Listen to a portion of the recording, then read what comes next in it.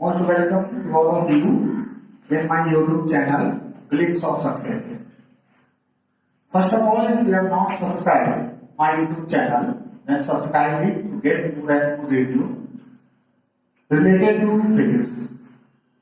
Today, we will discuss a topic Coulomb's law in vector form. To write an Coulomb's law mathematical representation in the vector form, we will take two charges. First charge is Q1, second one is Q2, and the position vector of first charge from O is R1, position vector of second charge from O is R2, and this one is vector R. In such a way, the mod of vector R is equal to mod of vector R12 and mod of vector R21.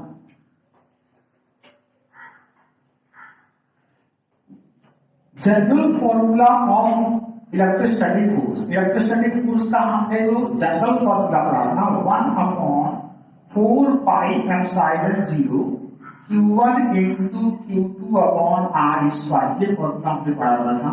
अब इसी force को हम vector के form में लिखते हैं। पहले ऐसा फोर्स इलेक्ट्रोस्टैटिक फोर्स जो Q1 चार्ज पे लगेगा Q2 चार्ज के कारण, तो force acting on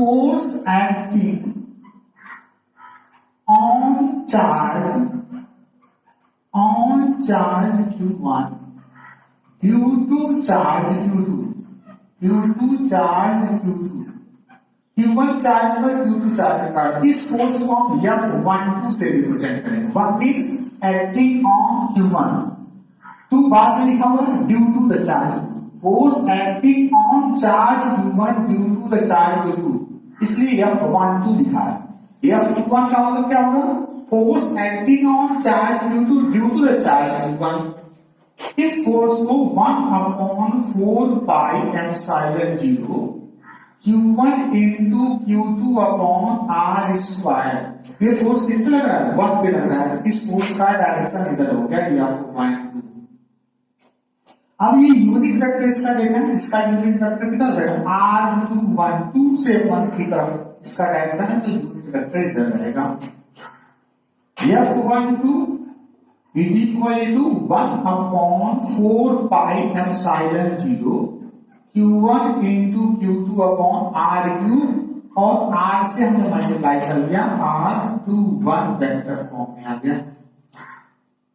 F12 is equal to 1/4 pi epsilon 0 Q1 into Q2 upon R cube. अब आइए वेक्टर वाली जब हमने फॉर्मूला पढ़ा है, vector and vector A is equal, unit vector A is equal to vector A upon mod of vector A। तो इस फॉर्मूले से देखें तो हम लिख सकते हैं A mod of A into A unit vector is equal to vector A। इस टर्म को, इसलिए वेक्टर मॉड ऑफ R21 को लिख सकते हैं R21 वेक्टर के फॉर्म में। तो ये हमारा क्या है? R21 वेक्टर के फॉर्म में। दिस R21 2 से 1 की तरफ है। अगर पोजीशन वेक्टर कैलकुलेट करते हैं R21, तो ये होगा R1 माइनस R2, बार वाला 1 पहले माइनस 2, पहले सेकंड फर्स्ट वाले का पोजीशन, फिर सेकंड वाले का पोजीशन। R12 के केस में R2 माइनस R1 करेंगे, तो यहां पर हमारा क्या है? R21, तो F12 is equal to 1/4 pi epsilon 0 Q1 into Q2 upon R cube into, इस वेक्टर को वहां R1 माइनस R2 के फॉर्म में हमने लिख दिया, ये यूनिट वेक्टर। तो हमारा unit force acting on the charge Q1 due to the charge Q2 in vector form में हम इसको इस तरह से लिखेंगे। अब force acting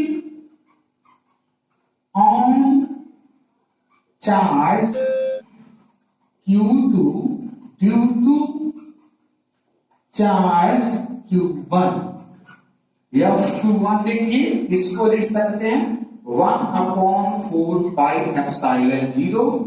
Q1 into Q2/R3, और यहाँ R21 जो है वेक्टर फॉर्म में, यहाँ R12 आ जाएगा, ये आपका F21 हो जाएगा। F21 का डायरेक्शन ये होगा टुवर्ड्स द चार्ज Q2 की तरफ रहेगा।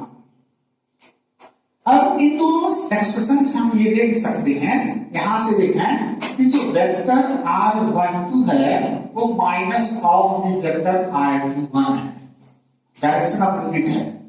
तो इस क्रम में ये जो फोर्स है F12, force acting on the charge Q1 due to the charge Q2 will be, therefore force F12 is equal to minus F21. It means the direction of the force acting on the charge Q1 due to the charge Q2 will be equal in magnitude but opposite in direction.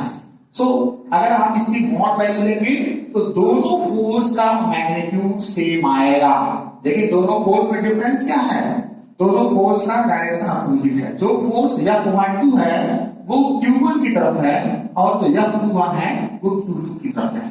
अब हम इसके features को discuss करेंगे, Coulomb's law के features को, properties of the electrostatic force. Electrostatic force की properties को हम डिस्कस करेंगे।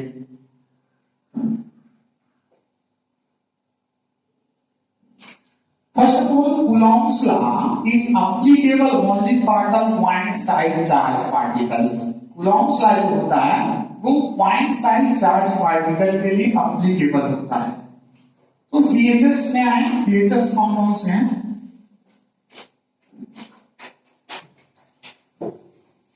First features, the force, electrostatic force may be repulsive। ये जो इलेक्ट्रोस्टैटिक फोर्स होता है इसका नेचर रिपल्सिव भी हो सकता है और अट्रैक्टिव भी हो सकता है। फीचर्स हैं,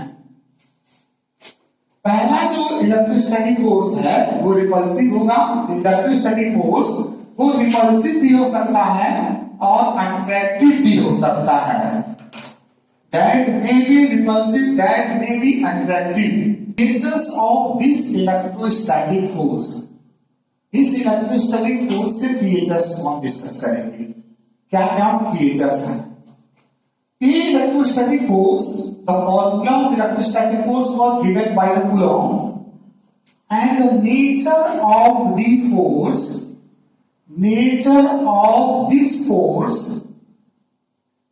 depends on the nature of charged particle which are participating in this force।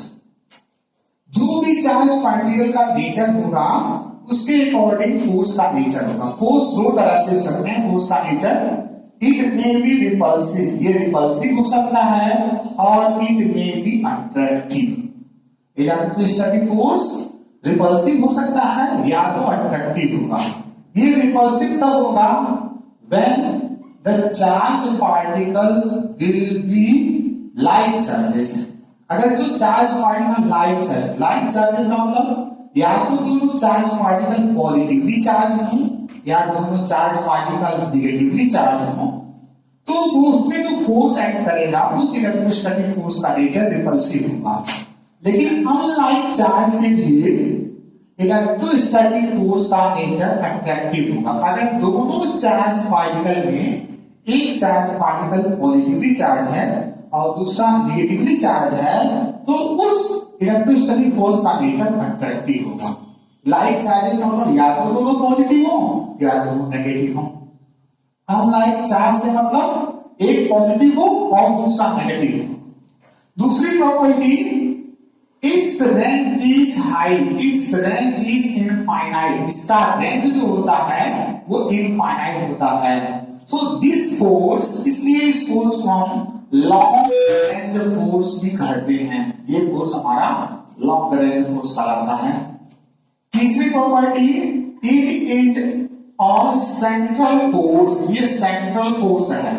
और जितने भी सेंट्रल फोर्स होते हैं वो कंजर्वेटिव होते हैं। All the central forces are conservative. अगर कोई फोर्स सेंट्रल हो रहा है तो कंजर्वेटिव। इसका मतलब this electrostatic force will be central as well as conservative force. Next point, this force follows inverse square law. ये इनवर्स स्क्वायर लॉ को फॉलो करता है। इनवर्स स्क्वायर लॉ को क्यों फॉलो कर रहा है? क्योंकि ये जो फोर्स होता है वो inversely proportional to the square of separation. जब कोई भी फोर्स किसी सेपरेशन के स्क्वायर के इनवर्सली प्रोपोर्शनल होता है तो वो फोर्स इनवर्स स्क्वायर लॉ को फॉलो करता है।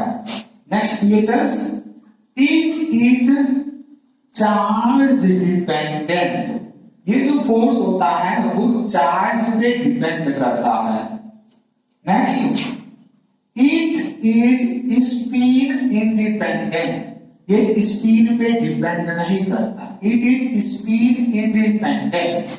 ये जो फोर्स होता है वो स्पिन पे डिपेंड नहीं करेगा, केवल चार्ज पॉइंट। अनचार्ज पार्टिकल्स अगर होगा उसमें आप इलेक्ट्रोस्टैटिक फोर्स नहीं कैलकुलेट कर सकते हैं। It is conservative force. ये कैसा फोर्स है? ये कंजर्वेटिव फोर्स है। ऑल द सेंट्रल फोर्सेस, जितने सेंट्रल फोर्सेस होते हैं वो हमेशा कंजर्वेटिव होते हैं। तो features of the electrostatic force, electrostatic force may be attractive, may be repulsive, it will depend on the nature of the charged particles. Second property, it is the long range force. ये long range है, इसका range infinite होता है। Third property, it is a central force because its action was the center of the charged particle. और जितने भी central force होंगे वो conservative होंगे। It follows the inverse square law. ये inverse square law को फॉलो करेगा क्योंकि ये जो फोर्स होता है inversely proportional to the separation between the charge particle. Q1 Q2 charge particle लिया, ये सेपरेशन R के इनवर्सली प्रोपोर्शनल होता है। जैसे ग्रेविटेशनल फोर्स में ग्रेविटेशनल फोर्स इनवर्सली प्रोपोर्शनल होता है सेपरेशन के स्क्वायर के, उसी तरह से यह भी इनवर्सली प्रोपोर्शनल होता है। जिस तरह gravitational force inverse square law को फॉलो करता है उसी तरह से ये इनवर्स स्क्वायर लॉ को फॉलो करेगा। This electrostatic force depends on the charge. ये चार्ज डिपेंडेंट फोर्स है, चार्ज पे डिपेंड करता है और स्पिन पे डिपेंड नहीं करेगा। It is conservative force. ये कंजर्वेटिव फोर्स है and this Coulomb's law is applicable only for the point size charges. So these are the features of the electrostatic force. Thank you for watching my YouTube channel. Tomorrow we will discuss the Gauss theorem and application of the Gauss theorem.